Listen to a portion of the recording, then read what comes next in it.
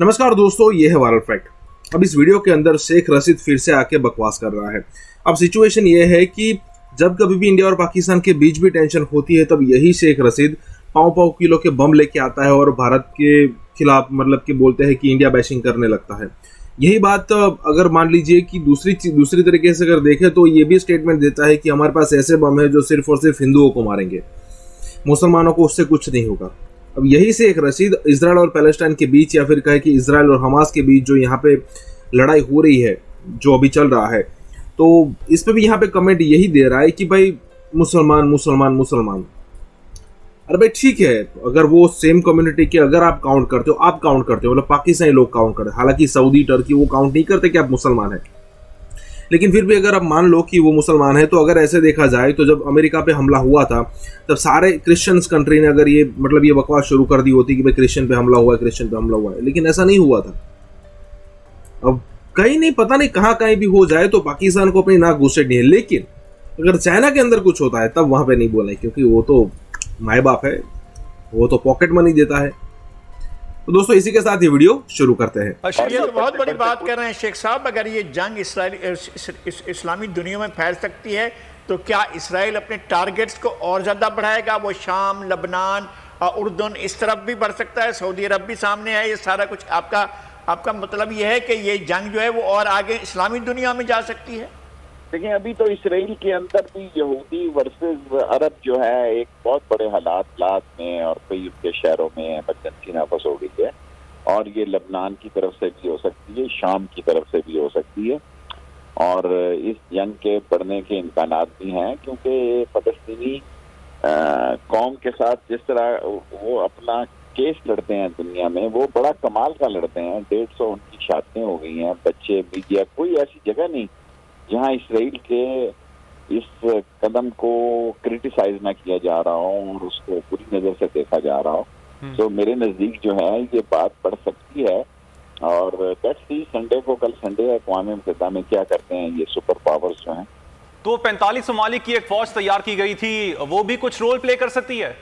देखें, वो 45 ममालिक की फौज फलस्तीन के लिए नहीं तैयार की गई। वो कोई 45 ममालिक की फौज को सिर्फ हमारा एक जनरल हेड कर रहा है। उसमें हमारी पार्टिसिपेशन जो है वो 45 फौजों वाली नहीं है। हमारा एक जनरल उसको अपने एक्सपीरियंस और अपने तजर्बे की वजह से हेड कर रहा है, जनरल रईस साहब, और वो 45 फौजी जो हैं वो किसी और काम के लिए हैं मुल्कों के, वो इस काम के लिए नहीं। अच्छा, वो और काम जाहिर है कोई ना कोई तो काम होगा ही। अगर इस दिफा के अलावा कोई काम हो सकता है, यानी कि फ़लस्तीन के दिफा के या किसी भी इस्लामी मुल्क के ख़िलाफ़ होने वाली जारहियत के अलावा कोई और भी असाइनमेंट हो सकता है, तो वो तो शायद हुकूमतें ज़्यादा बेहतर जानती होंगी। लेकिन अगर हिज़्बुल्लाह की तरफ से और अगर शाम की तरफ से, लबनान की तरफ से पेश कदमी होती है इसराइल की तरफ, जो आपने इशारा किया था, तो क्या मतलब ये है कि ये जंग का दायरा बढ़ सकता है, वसी हो सकता है? देखिए, दुनिया इस्लाम में अब डिपेंड करता है कि इसमें ईरान की पार्टिसिपेशन कितनी होती है, क्योंकि इसराइल अपने लिए एक राह हमवार कर रहा था जो इस हमले की वजह से सारी खराब हो गई, और बहुत सारे लोग इसराइल के बारे में, उसकी फजाई सर्विस के बारे में और उसकी मामलात के बारे में एक मुख्तलिफ सोच रखते थे, और इसकी जो इसने एक दिन में 1,000 बम गिरे हैं। अब वहाँ जो इस्लामी दुनिया के अंदर का माहौल है वो इसराइल के बड़े खिलाफ है, और जो इसराइल का एक लंबा मनसूबा था कि अपने लिए इस्लामी दुनिया में कुछ जगह बना सकेगा, वो नाकाम हो। शेख साहब, आपने बड़ी अहम बात की फिर कि इस्लामी दुनिया में इसराइल के खिलाफ एक माहौल पाया जाता है। इसका मतलब ये हुआ, हम ये समझें कि हुक्मरान अशराफिया इस्लामी दुनिया की एक तरफ है और इस्लामी दुनिया के मुसलमान आम आदमी जो हैं वो दूसरी तरफ हैं। आप इसी तरह से समझा रहे हैं बात को? देखिए, आप बेहतर समझते हैं, दुनिया में इस्लामी मुल्कों में लोगों की राय बाज़ मुल्कों में पाकिस्तान नहीं है। पाकिस्तान में अवाम और क़यादत की सोच एक है, ख़्वाह वो अपोजिशन है और ख़्वाह वो हुकूमत है। लेकिन दुनिया आलम इस्लाम में बाज़ हुक्मरानों की सोच जो है उनके अवाम से 100% नहीं मिलती, फासले से मिलती है। सो मैं अपने मुल्क के बारे में तो कह सकता हूँ कि पाकिस्तान की कौम बाहमी तौर पर और इत्तफाक राय से, हाँ वो अपोजिशन में या हुक्मरानी में, वो फ़लस्तीनियों के साथ है और इसराइल मुखालिफ। اچھا، ایران کا جو کردار ہوگا اگر یہ پھیلاؤ ہوتا ہے، اگر یہ بڑھ جاتی ہے، اور ایران نے جس طرح سے پچھلے دنوں یہ جو کلوز بن رہے تھے کہ سعودی عرب اور ایران کے ساتھ تعلقات ہوں، پاکستان اپنا کردار ادا کر رہا تھا، ان کے آپس میں روابط ہو رہے تھے، یہ روابط آگے بڑھ سکتے ہیں یا ڈسٹرب ہو سکتے ہیں اسرائیل کی فلسطین کی صورتحال کی وجہ سے؟ فلسطین کی صورتحال کے باوجود بھی بڑھ سکتے ہیں. اور دیکھیں پر اب دنیا میں کون رہ گیا ہے؟ لیبیا تباہ ہو گیا، شام تباہ ہو گیا، عراق تباہ ہو گیا، پاکستان کی فوج ہے اور ایک ترکی کی فوج ہے. اور اگر پاکستان، ترکی اور ایران مل کر ایک فیصلہ کرتے ہیں تو یقیناً سعودی عرب جو ہے OIC کا اس وقت اس نے اجلاس بلایا ہے، تو یہ سارے لوگ مل بیٹھ کے 1-2 دن کی بات ہے ایک بہتر پالیسی لے لیں.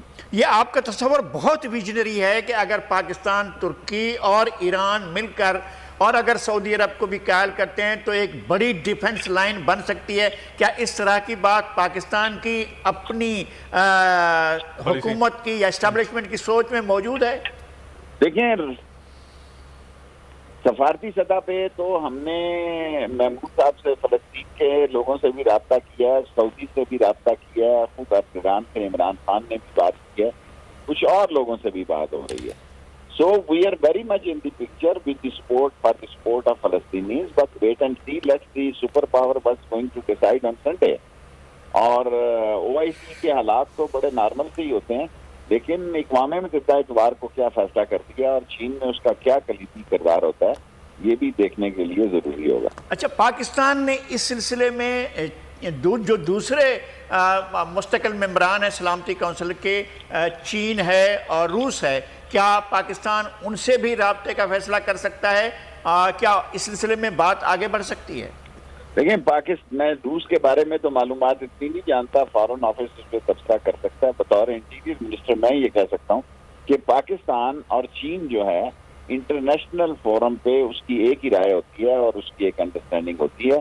یہ میں جانتا ہوں. روس کے بارے میں آپ فارن آفس سے پوچھ سکتے ہیں. آپ بالکل ٹھیک کہہ رہے ہیں کہ پاکستان اور چین جو ہیں ہمیشہ ایک پیج پر رہے ہیں. پچھلے 50 سال کے واقعات تو یہی بتاتے ہیں کہ چین نے ہمیشہ پاکستان کو سپورٹ کیا ہے. موجودہ صورتحال میں ایک تو پاکستان کا اسٹینڈ اہمیت رکھتا ہے اور اس کے ساتھ چین کی حمایت جو ہے وہ بھی اہمیت رکھتی ہے. آپ حکومت کے اندر بیٹھے ہوئے ہیں، کیا حکومت اس سلسلے میں کوئی عملی رابطے کر رہی ہے؟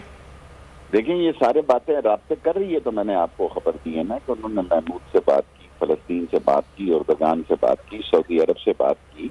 لیٹ سی، دیکھیں جو 5 مین ملک ہیں وہ سنڈے کے دن کیا فیصلہ کرتے ہیں، اس کے بعد ہی کوئی فیصلہ ہو سکتا ہے. ٹھیک. اچھا شیخ صاحب، اب آگے آپ کیا دیکھتے ہیں؟ امریکہ جو ہے وہ اپنا وزن کیا اسرائیلی پلڑے سے نکال کے فلسطین کے پلڑے میں ڈال سکتا ہے؟ اگر سعودی کل اگر OIC کا اجلاس ہوتا ہے اس کے بعد پریشر بلڈ اپ اتنا ہو سکتا ہے کہ امریکہ اپنا جو وزن ہے وہ فلسطین کے پلڑے میں ڈال دے؟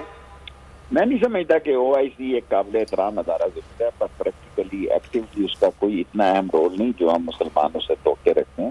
اصل فیصلہ اتوار کو اقوام متحدہ میں ہی ہونا ہے، اس کی جو صورتحال بننی ہے، اور ہمیں کل کے دن انتظار کرنا چاہیے کہ وہاں کیا صورتحال بنی. ٹھیک، بہت